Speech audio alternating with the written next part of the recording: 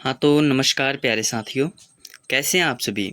आशा करता हूँ आप सभी बहुत अच्छे होंगे, स्वस्थ होंगे और आप अपनी बोर्ड की परीक्षा की तैयारी काफ़ी अच्छी तरीके से कर रहे होंगे। साथियों, आज के हम लोग इस वीडियो में क्लास 10th संस्कृत पीयूषम पाठ्य पुस्तक के चैप्टर नंबर 7 के नीति श्लोका पाठ के ऑब्जेक्टिव प्रश्नों की चर्चा करने वाले हैं। साथियों, जैसा कि आप बहुत ही अच्छी तरीके से जानते हैं कि हमने इसके पिछले वीडियो में चैप्टर 7 नीति श्लोका पाठ की संपूर्ण किताब में जितने भी श्लोक हैं, ठीक है, नीति श्लोका पाठ के जितने भी श्लोक हैं उनका बिल्कुल हिंदी अर्थ के साथ बहुत ही आसान भाषा में समझा था। साथ ही साथ आपको मैंने उस चैप्टर का नोट्स भी उपलब्ध करवाया था। तो आप, आशा करता हूँ आप उस वीडियो को देखे होंगे। अगर किसी कारणवश नहीं देख पाए हैं तो इसी वीडियो के डिस्क्रिप्शन में मैं उस वीडियो का लिंक दे दूंगा, आप वहां से जा करके उस वीडियो को जरूर देख लें। ठीक है, चलिए ऑब्जेक्टिव प्रश्नों की चर्चा करते हैं। पहला प्रश्न है कि नीति श्लोका पाठ किससे संकलित है? क्या चाणक्य नीति से, भास नीति से, कृष्ण नीति से या विदुर नीति से? तो जो नीति श्लोका पाठ है ना, वह विदुर नीति से संकलित है। किससे? विदुर नीति से। आप सोच रहे होंगे कि महाभारत से संकलित है, तो बिल्कुल आप सही सोच रहे हैं। महाभारत की उद्योग पर्व से संकलित है और उसकी विदुर नीति से संकलित है नीति श्लोका पाठ। विदुर नीति क्या है? तो एक राजा है धृतराष्ट्र, ठीक है, वह अपनी चित्त की शांति के लिए, अपने मन की शांति के लिए अपने मंत्री श्रेष्ठ विदुर से कुछ प्रश्न पूछते हैं और विदुर के द्वारा उत्तर देना, धृतराष्ट्र के प्रश्नों का मंत्री विदुर के द्वारा उत्तर देना ही विदुर नीति कहलाता है। और इस संपूर्ण चैप्टर में नीति श्लोका पाठ में धृतराष्ट्र के जितने भी प्रश्न थे वह विदुर उत्तर देते हैं, इसलिए पाठ विदुर नीति से संकलित है। चलिए दूसरा क्वेश्चन, नीति श्लोका पाठ किस ग्रंथ से लिया गया है? महाभारत, रामायण, काव्य मीमांसा, मेघदूत। तो जो नीति श्लोका पाठ है ना, वह महाभारत से लिया गया है। Option A is the right answer. अगला प्रश्न कि नीति श्लोका पाठ के रचनाकार कौन हैं? अर्जुन हैं, भीष्म हैं, विदुर हैं, कर्ण हैं। तो अभी आपको बताए तो नीति श्लोका पाठ के रचनाकार कौन हुए? विदुर हुए। विदुर क्या हैं? मंत्री हैं। अगला प्रश्न है कि नीति श्लोका पाठ में कितने श्लोक हैं? जो कि काफी महत्वपूर्ण क्वेश्चन है आपकी परीक्षा के लिए। नीति श्लोका पाठ में कितने श्लोक हैं? 5, 10, 8, 6। तो नीति श्लोका पाठ में 10 श्लोक हैं। Option B is the right answer. चलिए अगला प्रश्न है कि विदुर किसके प्रश्नों का उत्तर देते हैं? दुर्योधन के, भीष्म के, कृष्ण के, धृतराष्ट्र के। तो जो मंत्री विदुर है ना, वह राजा धृतराष्ट्र के प्रश्नों का उत्तर देते हैं, इसलिए option D is the right answer. अगला प्रश्न है कि विदुर कौन थे? विदुर भैया कौन हैं? क्या राजा हैं, मंत्री हैं, सैनिक हैं, सेनापति हैं? तो जो विदुर है ना, वह एक मंत्री हैं। Option B is the right answer. अगला प्रश्न है कि विदुर नीति के रचनाकार कौन है भैया? विदुर नीति के रचनाकार कौन है? चाणक्य हैं, मनु हैं, वाल्मीकि हैं, विदुर हैं। तो विदुर नीति के रचनाकार मंत्री विदुर हैं। अगला प्रश्न है कि विदुर नीति किस ग्रंथ का अंश विशेष है? क्या रामायण का, महाभारत का, उपनिषद का या वेद का? तो जो विदुर नीति है ना, वह महाभारत का ही अंश विशेष है। Option B is the right answer. अगला प्रश्न है कि सभी जीवों के सत्य को जानने वाला कौन है?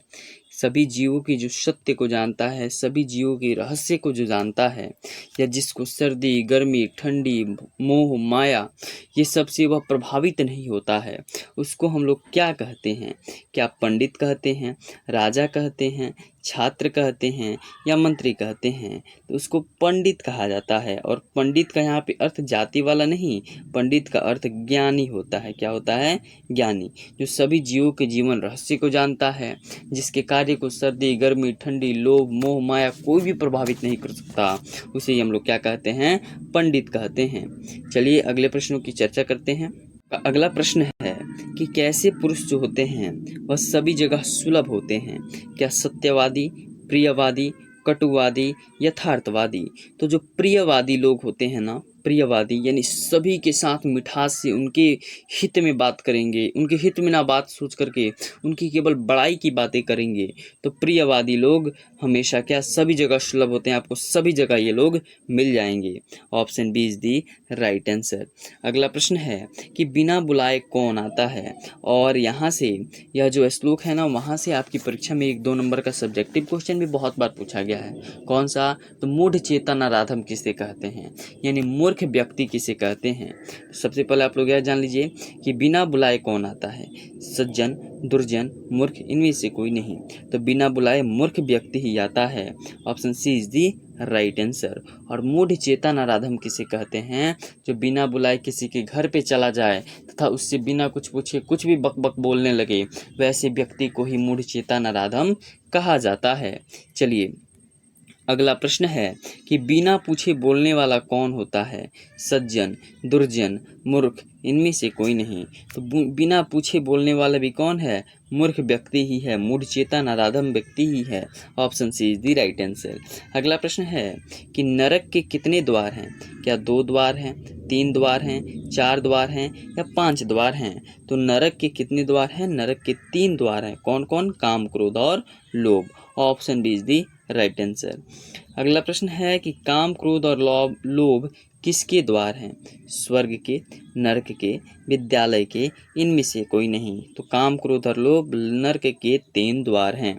ठीक है। अगला प्रश्न है कि धर्म की रक्षा किससे होती है? जो धर्म होता है उसकी रक्षा किससे होती है?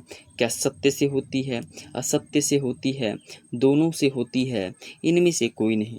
तो जो धर्म की रक्षा होती है ना, वह सत्य से होती है। Option A is the right answer. अगला प्रश्न है कि विनय किसको मारता है?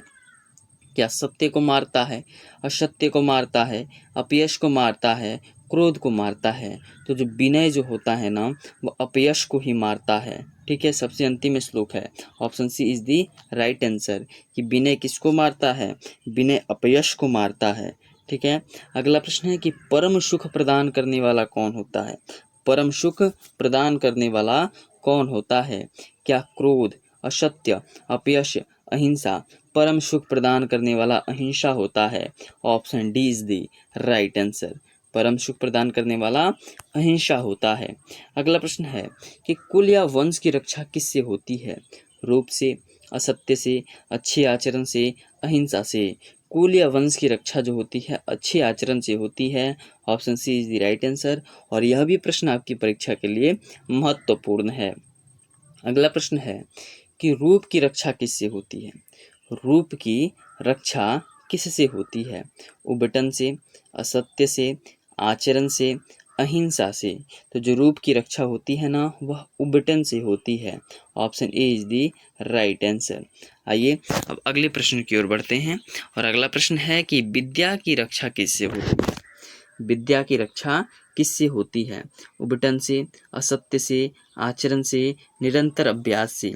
तो विद्या की जो रक्षा होती है वह निरंतर अभ्यास से होती है। Option D is the right answer. अगला प्रश्न कि अपना ऐश्वर्य चाहने वाले लोगों के कितने दोषों को त्याग कर देना चाहिए? 4, 5, 6, 8? तो जो भी व्यक्ति अपना ऐश्वर्य चाहते हैं उनको 6 दोषों का त्याग कर देना चाहिए। Option C is the right answer. ठीक है। अगला प्रश्न है कि घर की लक्ष्मी कौन होती है? क्या धन होता है, स्वर्ण होता है, स्त्री होती हैं, पिता होते हैं? घर की लक्ष्मी जो होती हैं वह स्त्री ही होती हैं। Option C is the right answer. अगला प्रश्न है कि पराक्रम से किसका नाश होता है? पराक्रम से किसका नाश होता है? अनर्थ का, अर्थ का, क्रोध का, सत्य का? तो पराक्रम से अनर्थ का नाश होता है। ठीक है। Option A is the right answer. ठीक है। पराक्रम से अनर्थ का नाश होता है। अगला प्रश्न है कि किनकी विशेष रूप से रक्षा करनी चाहिए? धन, शत्रु, स्त्री, पिता? तो हमें जो होता है वह स्त्रियों की विशेष रूप से रक्षा करनी चाहिए। Option C is the right answer. और यहाँ से आपकी परीक्षा में एक सब्जेक्टिव क्वेश्चन भी आया हुआ है कि हमें स्त्रियों की विशेष रूप से रक्षा क्यों करनी चाहिए। ठीक है। अगला प्रश्न है कि धृतराष्ट्र किससे प्रश्न करते हैं? विदुर से, वाल्मीकि से, श्री राम से, अर्जुन से। तो जो धृतराष्ट्र है ना, वह मंत्री श्रेष्ठ विदुर से ही प्रश्न पूछते हैं। Option A is the right answer.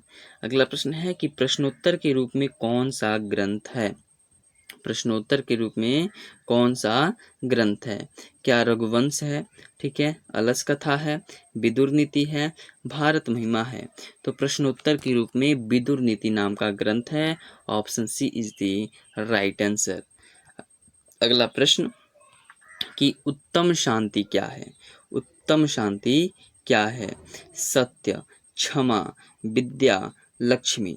उत्तम शांति क्या है? क्षमा है। Option B is the right answer. अगला प्रश्न कि मूढ़ चेता नराधम यानी मूर्ख व्यक्ति किस पर विश्वास करता है? अविश्वासी पर, विश्वासी पर, मित्र पर, राजा पर? तो जो मूढ़ चेता नराधम व्यक्ति होता है यानी मूर्ख व्यक्ति जो होता है ना, वो अविश्वासी पर, ठीक है, अविश्वासी पर ही विश्वास करता है। यानी एक बार अगर उसे धोखा दे दिया, फिर अगर उस पर विश्वास कर रहा है, उसे क्या कहते हैं? मूढ़चेता नराधम। तो मूढ़चेता नराधम अविश्वासी पे विश्वास करता है। Option A is the right answer. अगला प्रश्न है कि विद्या की रक्षा किससे होती है? सत्य से, असत्य से, क्षमा से, योग से? अभी एक क्वेश्चन था, रिपीटेड ही क्वेश्चन लीजिए, लेकिन यहाँ पे ऑप्शन अलग है। तो योग ही होगा, निरंतर योग से, निरंतर अभ्यास से विद्या की रक्षा होती है। ऑप्शन डी, ठीक है। अगला प्रश्न है कि क्षमा किसका नाश करता है? सत्य का, असत्य का, क्षमा क्रोध का? ठीक है, तो क्षमा जो होता है वह क्रोध का नाश करता है। Option D is the right answer. अगला प्रश्न है कि उबटन से किसकी रक्षा होती है? क्या सत्य की, रूप की, क्षमा की, क्रोध की? तो उबटन से रूप की रक्षा होती है। Option B is the right answer. उबटन से रूप की रक्षा होती है और स्वच्छता से भी, ठीक है। अगला प्रश्न है कि नीति श्लोक का पाठ महाभारत के किस पर्व से संकलित है? वन पर्व, उद्योग पर्व, शांति पर्व, विश्व पर्व? तो जो नीति श्लोक का पाठ है वह महाभारत के उद्योग पर्व से संकलित है। Option B is the right answer. अगला प्रश्न है और अंतिम प्रश्न है, परम तृप्ति देने वाली क्या है? विद्या, लोभ, क्रोध, दीर्घसूत्रता? तो परम तृप्ति देने वाली जो है वह विद्या है, ठीक है। जितना लेते जाइएगा आपका मन संतुष्ट होते जाएगा। Option A is the right answer.